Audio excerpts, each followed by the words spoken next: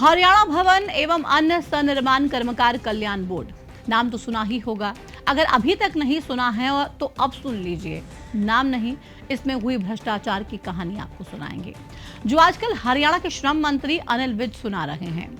हरियाणा की सरकार को अनिल विज ने साफ तौर पर बता दिया है कि इस विभाग में कितना बड़ा घोटाला हुआ है और सरकार पारदर्शिता की बात करती है। और इसी पारदर्शिता के नीचे श्रम विभाग में 1500 करोड़ रुपए का घोटाला सामने आया है, जहां पसीने की कमाई पर हक रखने वाले मजदूरों के नाम पर सफेद पोशों और फर्जीवाड़े के उस्ताद करोड़ों की रकम अपनी जेब में डालकर बैठ गए।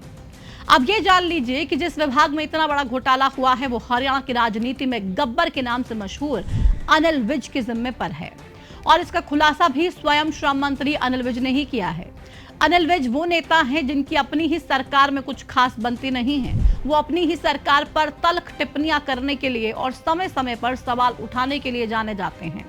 अनिल विज अधिकारियों की गर्दन ऐसे पकड़ते हैं जो उनकी कार्रवाई नजीर पेश करती है। लेकिन सवाल यह है कि कैसे इतना बड़ा घोटाला सरकार की नाक के नीचे हो गया। कैसे गब्बर और तेज तर्रार नेता अनिल विज इसे पहले पकड़ नहीं पाए। कैसे किसी अधिकारी ने इसकी जांच नहीं की। क्या ऐसे ही घोटाले अन्य विभागों में भी फल फूल रहे हैं। क्या ऐसे ही गरीबों के हक का पैसा खाया जा रहा है। क्या आगे आने वाले समय में ऐसे और खुलासे होने की संभावनाएं हैं। नमस्कार, आपके साथ मैं प्रतिमा दत्ता। हरियाणा सरकार के श्रम विभाग में मातृत्व और पितृत्व लाभ, शिक्षा सहायता, छात्रवृत्ति, तकनीकी शिक्षा प्रतिपूर्ति, पेंशन, विवाह सहायता, चिकित्सा सहायता, आवास ऋण, दुर्घटना मुआवजा समेत अनेक कल्याणकारी योजनाएं संचालित हैं, जिनका उद्देश्य वास्तविक श्रमिकों का सशक्तिकरण है। इन योजनाओं का लाभ केवल उन्हीं श्रमिकों को मिलना चाहिए जो 90 दिनों के कार्य सत्यापन के बाद विधिवत पंजीकृत हों। लेकिन यहाँ तो योजनाओं का लाभ पाने वाले पात्र श्रमिकों की वर्क स्लिप में ही बड़ा घोटाला हो गया है। हाल ही में श्रम मंत्री अनिल विज ने बोर्ड की एक बैठक की अध्यक्षता की थी, जिसमें बोर्ड सदस्यों की नियुक्ति में अनियमितताओं के साथ साथ निर्माण श्रमिकों को दी जाने वाली योजनाओं के लाभ वितरण में भी गड़बड़ियां सामने आई। इसके बाद उन्होंने तत्काल जांच के आदेश दिए। अनिल विज की सख्ती के बाद जो जांच रिपोर्ट सामने आई वो रोंगटे खड़े कर देने वाली थी। श्रम विभाग की जांच में जो तथ्य मिले वो ये बताते हैं कि किस तरह से सरकारी खजाने को दीमक की तरह खाया जा रहा था। श्रम मंत्री अनिल विज ने खुद ये जानकारी दी। अनिल विज ने साफ किया कि कई जिलों में 100 भौतिक सत्यापन पूरे हो चुके हैं, जिसमें यह पाया गया कि गांव के गांव फर्जी पंजीकरण कराकर सरकारी योजनाओं की मलाई खा रहे थे।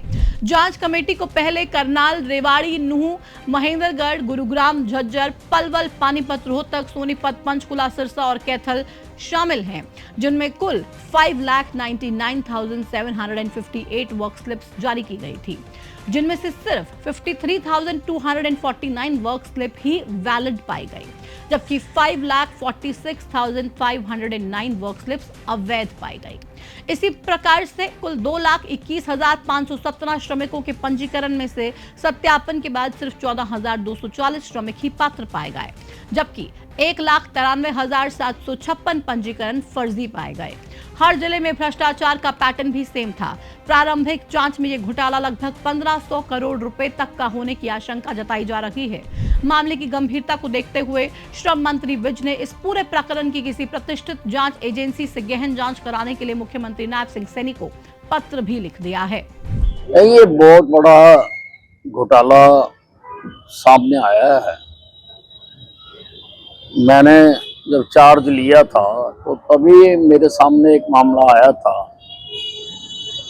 कि जो वेरिफिकेशन है वो एक एक आदमी ने कई कई हजार की हुई है, जो कि ह्यूमनली पॉसिबल नहीं था।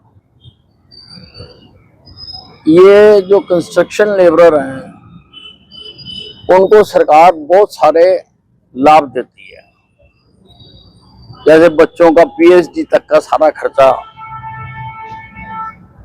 सरकार उठाती है, शादी होने पे पैसे देती है, बच्चा होने पे पैसे देती है, बीमारी होने पर इलाज कराने के पैसे देती है। लेकिन वो आदमी रजिस्टर्ड होना चाहिए हमारे पास, और रजिस्टर्ड होने के लिए बकायदा वेरिफिकेशन होती है। वेरिफिकेशन होने के बाद रजिस्टर किया जाता है। तो जब मेरे सामने आया है कि एक एक आदमी ने एक 1000 लोगों को वेरीफाई कर रखा, तब मुझे लगा भी गड़बड़ है। मामला बेहद गंभीर था, इसलिए मुद्दे की गंभीरता को समझते हुए इस पूरे भ्रष्टाचार पर सीएम नायब सिंह सैनी ने तुरंत एक्शन लिया। सीएम ने अनिल विज के आग्रह पर कार्रवाई करते हुए बचे हुए 9 जिलों में भी जांच के आदेश दे दिए, जिसकी जानकारी खुद अनिल विज ने मीडिया के साथ साझा की। हरियाणा के सीएम मुख्यमंत्री नायब सिंह सैनी का संदेश साफ है। नायब सिंह सैनी ये चाहते हैं कि हरियाणा में भ्रष्टाचार की जड़ें बुरी तरह से काट दी जाएं। अब इस पूरे मामले में जांच के आदेश दे दिए गए हैं, लेकिन जब जांच रिपोर्ट आएगी तब क्या कार्रवाई सीएम नायब सिंह सैनी की तरफ से दोषियों पर की जाएगी, ये एक बड़ा सवाल है। क्योंकि मामला 1500 करोड़ रुपए का नहीं है, उससे भी कहीं बड़ा हो सकता है, जिसका पूरा खुलासा इस जांच के बाद ही हो पाएगा। लेकिन इस पूरे भ्रष्टाचार को लेकर एक बात तो साफ है कि ये पूरा कार्यक्रम अचानक नहीं हुआ। सालों से इस विभाग में अधिकारी और इससे जुड़े हुए जिम्मेदार लोग योजनाओं के नाम पर सरकारी पैसे को लूट रहे थे। पर सवाल सरकार पर भी उठता है, नेताओं पर भी उठता है, और अधिकारियों का तो कहना ही क्या है। वो तो ऐसे लगता है कि कुर्सी पर बैठते ही इसी काम के लिए हैं कि गरीब जनता के टैक्स के पैसों को उन्हीं को कैसे ना दिया जाए और उसी पैसे से अपनी जेब कैसे भरी जाए, इसका प्लान हर वक्त रेडी करने के लिए ही अधिकारी कुर्सी पर बैठते हैं। अब आते हैं सरकार पर।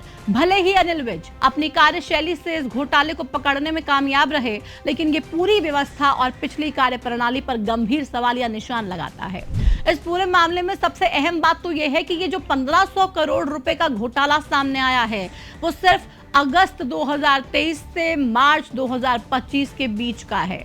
इसके पहले के आंकड़ों को निकालने बैठे तो पता नहीं क्या होगा।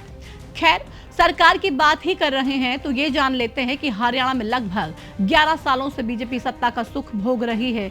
फिर कैसे इतना बड़ा घोटाला सरकार के नाक के नीचे चलता रहा। अब सरकार इसका ठीकरा पिछली सरकारों पर नहीं फोड़ सकती है। अब इस घोटाले से संबंधित कुछ और अहम बातें आपको बताते हैं। पोर्टल की सुरक्षा पर सवाल उठ गया है। अगस्त 2023 से मार्च 2025 के बीच इतनी बड़ी संख्या में फर्जी वर्क स्लिप ऑनलाइन कैसे जारी हो गई? क्या आईटी सिस्टम में कोई चोर दरवाजा छोड़ा गया है? अफसरशाही की भूमिका पर भी सवाल है। 5,40,000 फर्जी वर्क स्लिप क्या बिना स्थानीय अधिकारियों के मिली भगत के बनना संभव है? विभाग के किन बड़ों का हाथ इन जालसाजों के सर पर था? सवाल ये भी है। सत्यापन का अभाव। 90 दिनों के कार्य का सत्यापन किए बिना ही हजारों लोगों को श्रमिक का दर्जा आखिर कैसे मिल गया? क्या ये सीधे तौर पर सरकारी राजस्व की डकैती नहीं है? लेकिन इन सभी बातों के बीच श्रम मंत्री अनिल विज की कार्यशैली को भी सराहा जाना चाहिए, क्योंकि ये बहुत हद तक पॉसिबल है कि हर विभाग में कई ऐसे भ्रष्टाचार पनप रहे होंगे, लेकिन अनिल विज ने ये साबित कर दिया है कि यदि नेतृत्व ईमानदार और सख्त हो तो भ्रष्टाचार की दीवारें गिरनी तय हैं। उन्होंने पार्टी की गरिमा और सरकार पर उठने वाले सवालों से ऊपर उठकर जनता के अधिकारों के बारे में सोचा है। तुरंत एक्शन। बोर्ड की बैठक में गड़बड़ी की आहट मिलते ही विज ने फाइलों को दबाने के बजाय तत्काल उच्च स्तरीय जांच के आदेश दे दिए। Technical monitoring. उन्होंने न केवल जांच करवाई बल्कि सरल केंद्रों को नए आवेदनों से रोक दिया और आरटीएस राइट टू सर्विस की समय सीमा पर रोक लगाकर पारदर्शी ऑडिट सुनिश्चित किया। सीधे सीएम को सिफारिश। मामले की गंभीरता देखते हुए विज ने बिना देरी किए मुख्यमंत्री से किसी प्रतिष्ठित केंद्रीय या फिर राज्य एजेंसी से जांच कराने की सिफारिश की, ताकि बड़ी मछलियां इसमें ना बच सकें।